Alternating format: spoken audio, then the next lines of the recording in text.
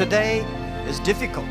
Tomorrow is much more. இவர் இந்த dialogue சொல்லி நம்ம நிறைய இடத்துல கேள்விப்பட்டிருப்போம். நம்ம காலேஜ் படிக்கும் போது ஒரு அரியர் விழுந்தாலே ஃபீல் பண்ணி உட்காந்துருப்போம் பாத்தீங்களா.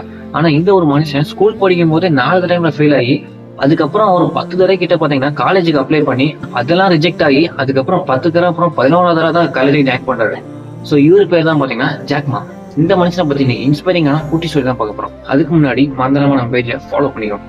இவரு சின்ன வயசுல இருந்து இங்கிலீஷ் கத்துக்கணும் அப்படின்னு இன்ட்ரெஸ்ட் இருக்கு. அதனால டூர் வருவாங்க பாத்தீங்களா, அவங்களுக்கு அந்த ஊரை சுத்தி காமிச்சிட்டு அந்த காசுக்கு போதா இங்கிலீஷ் கத்துக்குவாரு. சோ அதுக்கப்புறம் பாத்தீங்கன்னா அவர் ஸ்கூல் படிக்கிறாரு. ஒரு 4 டைம் கிட்ட ஃபெயில் ஆகி அதுக்கப்புறம் எப்படியோ பாஸ் பண்ணி ஸ்கூல் முடிக்கிறாரு. அதுக்கப்புறம் பாத்தீங்கன்னா ஒரு 10 தடவைக்கு மேல அப்ளை பண்ணி காலேஜும் முடிக்கிறாரு. அவங்கள ஒரு லவ் பண்ணி ஒரு மேரேஜும் பண்ணிடுறாரு. அதுக்கப்புறம் பாத்தீங்கன்னா நிறைய இன்டர்வியூ அட்டன் பண்றாரு. எந்த ஒரு கம்பெனிலும் செலக்ட் ஆகல. சர்வே பண்றதுக்காக ஒரு அமௌண்ட் வேணுமே அப்படின்ட்டு KFCல ஜாயின் பண்ணலாம்னு போறாரு. ஆனா இவரை பாடி ஷேமிங் பண்ணி அனுப்பி வச்சிருக்காங்க. நமக்கு தான் யாரும் வேலை கொடுக்கல, நாம எல்லாத்துக்கும் வேலை கொடுக்க மாட்டோம் ஒரு கம்பெனி ஸ்டார்ட் பண்றாரு. அந்த ஒரு கம்பெனியும் பாத்தீங்கன்னா பயங்கரமா டவுன் ஆகுது. அதுக்கப்புறம் பாத்தீங்கன்னா ரொம்ப மனசுடைஞ்சு உட்காந்து இருக்கும் போது அவரோட ஃப்ரெண்டு வராரு.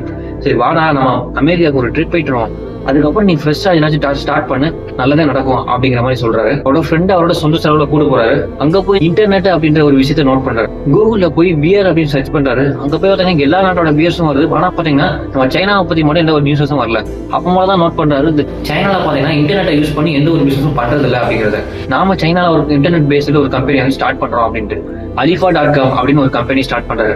இதுவரைக்கும் லைஃப்ல ரிஜெக்ஷனை மட்டுமே பார்த்து வளர்ந்த ஒரு பையன் ஃபர்ஸ்ட் சக்சஸ் அப்படின்ட்டு ஒண்ணு பாக்குறான். எந்த அளவுக்கு சக்சஸ் அப்படின்றத பாத்தீங்கன்னா அவங்க ஒய்ஃப் ஒரு டைம் வந்து கேக்குறாங்க, நீ எவ்வளவோ ரிஜெக்ஷன்ஸை ஃபேஸ் பண்ணிருக்க, எல்லா காலகட்டத்திலையும் பார்த்தா நான் அவங்க கூட இருந்திருக்கேன், இவ்வளவு பேர் வச்சு வேலை பாக்குறேன், எவ்வளவுதான் நம்ம சம்பாதிக்கிறோம் அப்படிங்கிற மாதிரி கேட்டிருக்காங்க. ஒரு 10 மில்லியனாவது நம்ம ஒரு வருஷத்துக்கு சம்பாதிப்போமா அப்படிங்கிறாரு. இல்லமா அப்படிங்கிறாரு. அதுக்கப்புறம் பாத்தீங்கன்னா ஒரு அட்லீஸ்ட் ஒரு 5 மில்லியனாவது சம்பாதிப்போமா ஒரு வருஷத்துக்கு அப்படின்னு கேக்குறாங்க. அதுக்கும் இல்லமான்றாரு.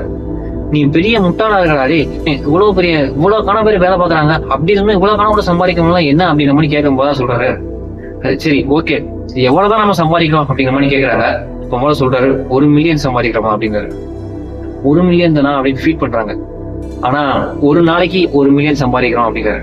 எந்த காலகட்டத்துல பாத்தீங்கன்னா 1999ல அப்பவுமே பாத்தீங்கன்னா 1 மில்லியன் ஒரு நாளைக்கு சம்பாதிச்சுட்டு இருக்காங்க. இவர்கிட்ட வந்து கத்துக்க வேண்டிய விஷயம் என்னன்றத பாத்தீங்கன்னா, நம்ம 1000 பேர் 1000 காரணம் சொல்லி ரிஜெக்ட் பண்ணாலும் அவர் ரிஜெக்ட் பண்ணாம கான்பிடண்டா எடுத்து வச்ச அந்த ஒரு ஸ்டெப்னாலதான் பாத்தீங்கன்னா இன்னைக்கு இந்த Alipha.com அப்படின்ற company. Today is difficult. Tomorrow is much more difficult. But day after tomorrow is beautiful.